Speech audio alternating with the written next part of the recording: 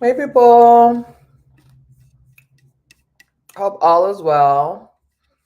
Um, a lot has been happening over the last couple of days, and there's a lot that I need and want to say. So I just thought it would be easier and better to um, jump on live real quick. So rec- streaming to multiple different places. Don't know where folks are at, how you're viewing this, when you're viewing it. That's not the point. Point's to get it out there in the atmosphere. Y'all can come back to it however y'all need to. So here's the thing. I'm gonna start with elephant in the room. Elephant in the room is the break-in over last weekend. So I'm not sure. It looks like I'm stopped over here. I got another screen up to see what's happening. But we had the break in over the weekend. Sunday is when we realized what was happening. And it was quite emotional, to be honest. It was not the best day that I've had, but that happens. I got a lot of encouragement from a lot of different people, folks who donated, um, folks who sorry, it's always something going on because it's always something going on. So it was one of the boys checking in about later. Anyway, lots of encouragement, lots of donations that came through. Thank you to 11 Alive News for the story. The story had been planned prior to the break in, it just had not aired yet. So whether you look at it as good timing or what have you, we were able to give them an update of what had happened. I hate when I say what had happened. What Give them an update as to what happened, and they were able to insert it into the story. From there, we got a sizable donation from a couple, and other donations have been coming in, and so we're super grateful. We're in the process of creating a GoFundMe link. You know that we fundraise really all throughout the year. We're preparing for Giving Tuesday, and so we don't want to beat people over their heads with ask of giving, but this was definitely not something that we had planned for. We have insurance, so that will cover some of the cost. Not everything, and really the biggest cost is the time it's going to take to repair and kind of reinstate the faith in students, the faith that the kids have in people. So it was disheartening, and we literally have to replace everything. In the midst of that, life still goes on, things still have to happen, and still have to move and keep business going. So yesterday, I presented at two different conferences, convening summits. Um, so started the day in Lake Lanier with Georgia Can, and then ended the day in Atlanta with Cities United. And it felt good to be able to share the work that we do with people from different parts of this country, people who are doing similar work in their respective cities and communities, people who have never heard of the approach that we take using STEM and entrepreneurship and essential services and wraparound services in this kind of big bucket of youth service and youth development work. So it felt really good to be able to take time to do that. Then we got on a conversation today on Facebook, because I had kind of shared a snippet of a conversation that I had with one of the young men. And literally, as I was ending that conversation and posting on Facebook, I had another text message from one of the boys basically asking for money for food, because the food in the school cafeteria is not appetizing. right? And so one could say, oh, well, they need to eat whatever's available to them. That's easy for us to say when you give your kids choices.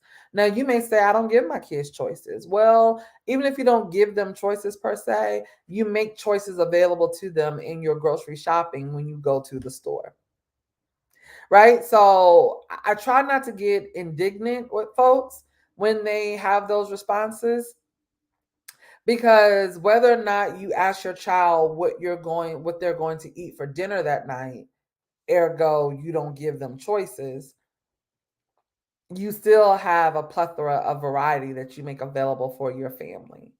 And you generally season that food, and you generally give them more than one thing to choose from, use that word loosely, on a weekly basis. But I appreciate other folks, like a former college classmate of mine who honestly just did not know. His upbringing did not have him in situations where he had to worry or wonder. And he's done very well for himself. And so he's been able to give his children a different experience. And what I appreciate is the respectful manner in saying, hey, enlighten me. So we actually took the conversation offline, um, off of the public Facebook page. And I just shared, like, yeah, ultimately, in theory, parents, caregivers are responsible for their children, whether school are going to feed them or not. Fortunately, for areas like where we serve, where I live, there's a food desert. Can hop in a car and drive 6, 7, even 10 minutes up the road and go to a grocery store that is going to be reputable, clean, have a variety of fruits and vegetables and meats that you would want to feed yourself.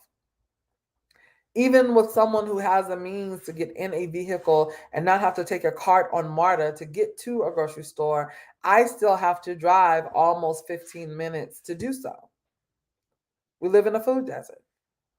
So when you live in a food desert and you already live in communities where you're just doing enough to get by, sometimes going to school and then having food that is not appetizing to students, and that does not mean all kids want to eat chicken tenders and chicken wings and pizza, right? But even if you're gonna give them green beans, can we make it appetizing? Can it be seasoned and it doesn't taste like you just dumped it right out the can?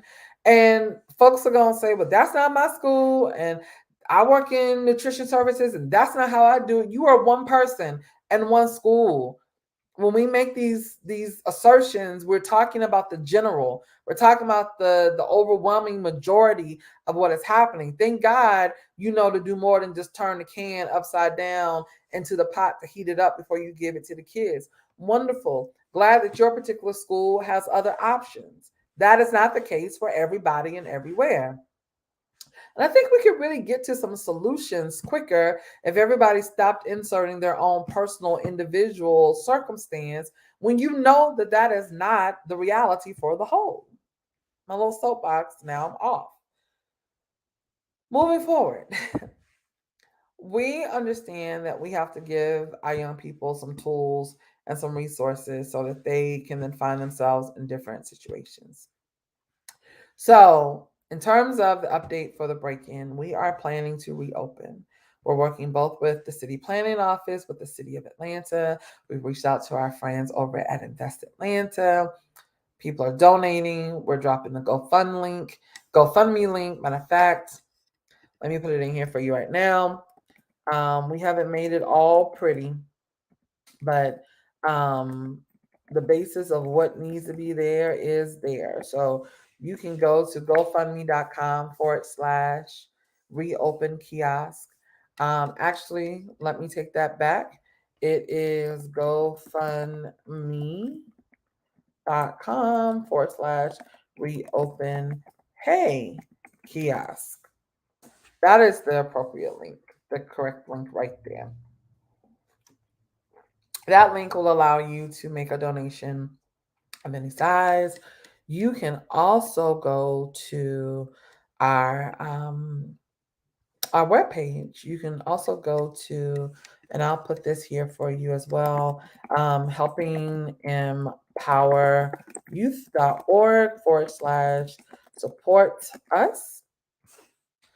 there you are able to also make a donation if you want something more traditional versus the GoFundMe account. I know folks are sometimes a little leery still of GoFundMe for many reasons, people using it for ways that was not intended.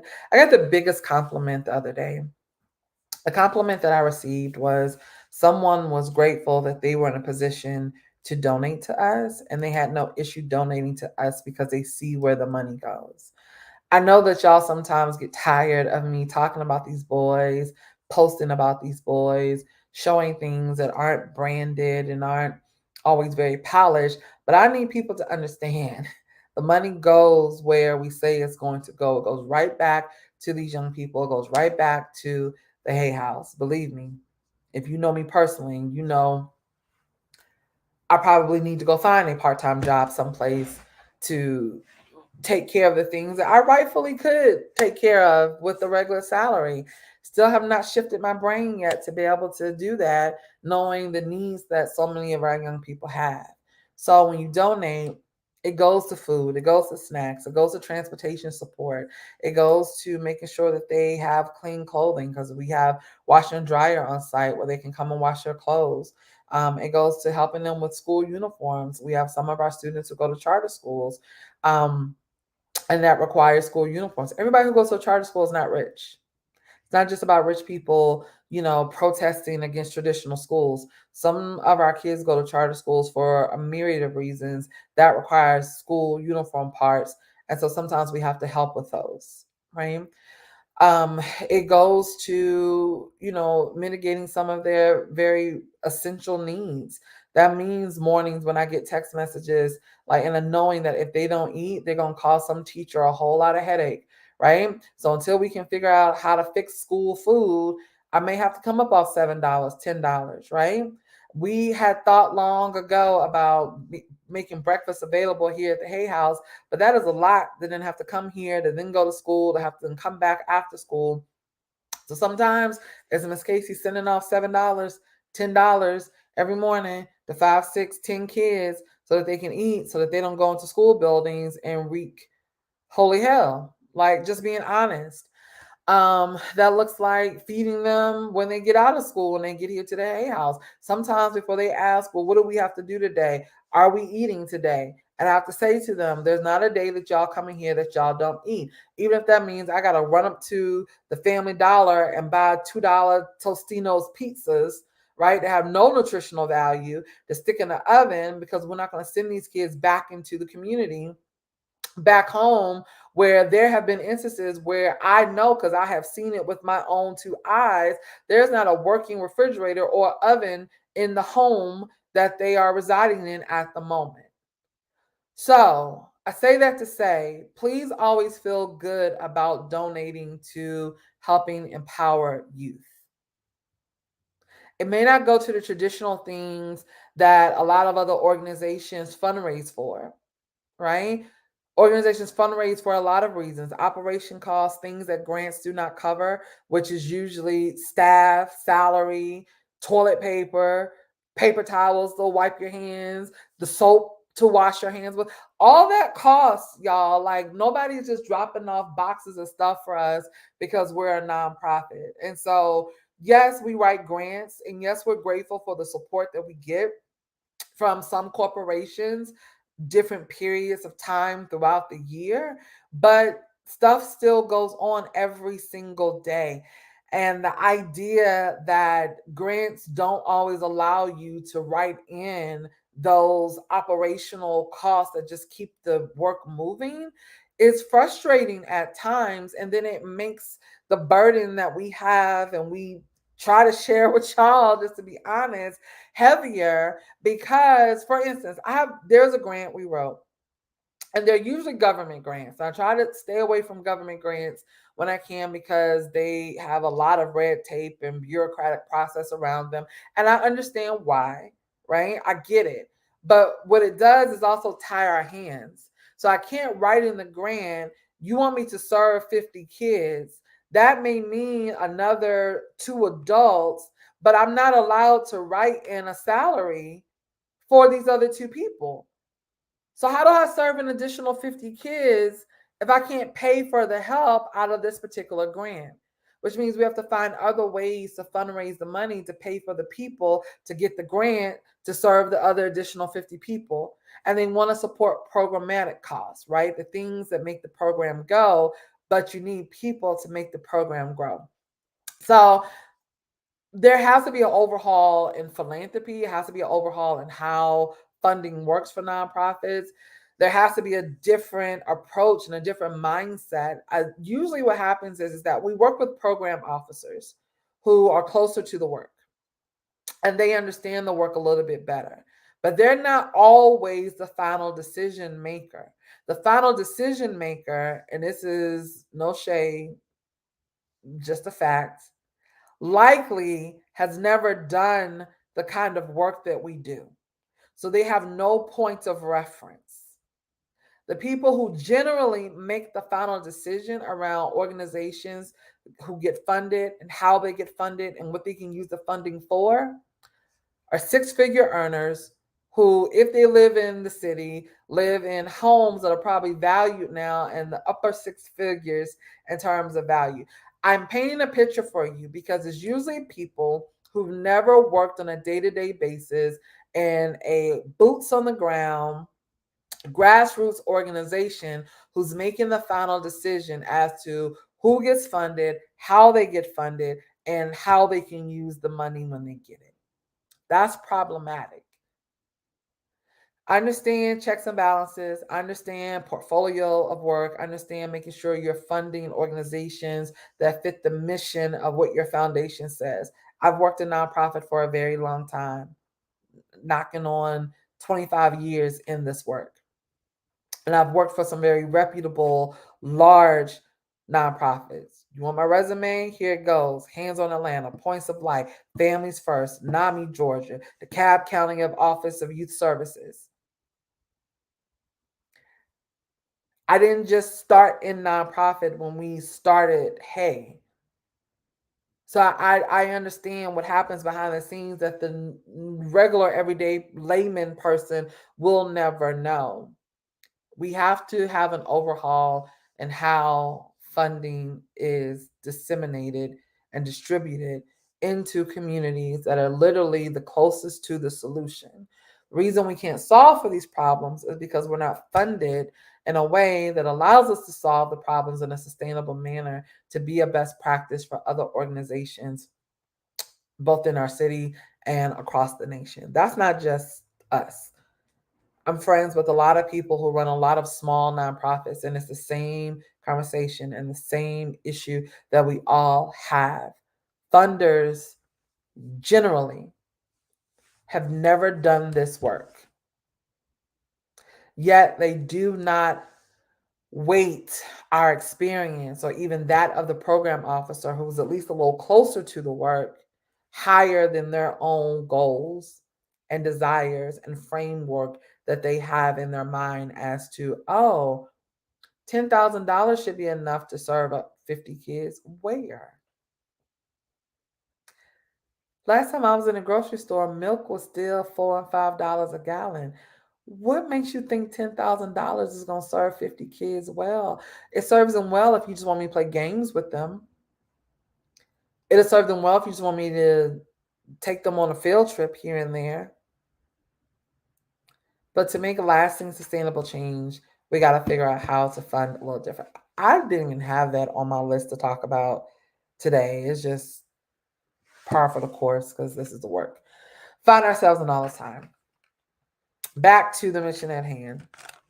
We are encouraging you all to please make a donation to our website so that we can replace the refrigerator, the iPad, the cooler, the A-frame that we use for marketing. They took hundreds of dollars worth of cases of water, thousands of dollars worth of branded merchandise, and all of that stuff costs money to replace. And so we're asking that if you have the ability to give anything, $2, $5, y'all know I tell y'all quite often, I'm not looking for people to give $100 a month. Be great. Not looking for you to make a $5,000 donation. Would be awesome. We can do so much when we can count on the $5 and the $10 every month, or even if it's just $5 or $10 one time. It goes to a worthy cause. So, wanted to share that with you all. I hope that you all stay connected to a lot of what it is that we are doing, that we continue the conversations that we're having. I post things on purpose. There are times where I'm just venting, but then there are times where it is important for us to have these conversations. Like I'm looking at this Facebook post that I put up earlier this morning. I already had 56 comments, and it's robust conversation. Nobody is throwing stones and calling folks out. They're asking questions, trying to get clarity, trying to get some understanding, trying to get some perspective, making suggestions and solutions. And so I think that is important to note, because the more we know what's really happening with our young people, the more we're equipped to know when somebody's blowing smoke up our tail, smoke and mirrors, gaslighting us, all these things that happen sometimes when you're just trying to get people out of your face when you're asking questions. If you don't know how to approach the question to get the answer that you need or be pointed in the right direction. So that's it. Helpingempoweryouth.org. You can go there and find just about everything that you need. And I'm sure that as we get more and more updates, we'll be back to keep you posted. Talk soon.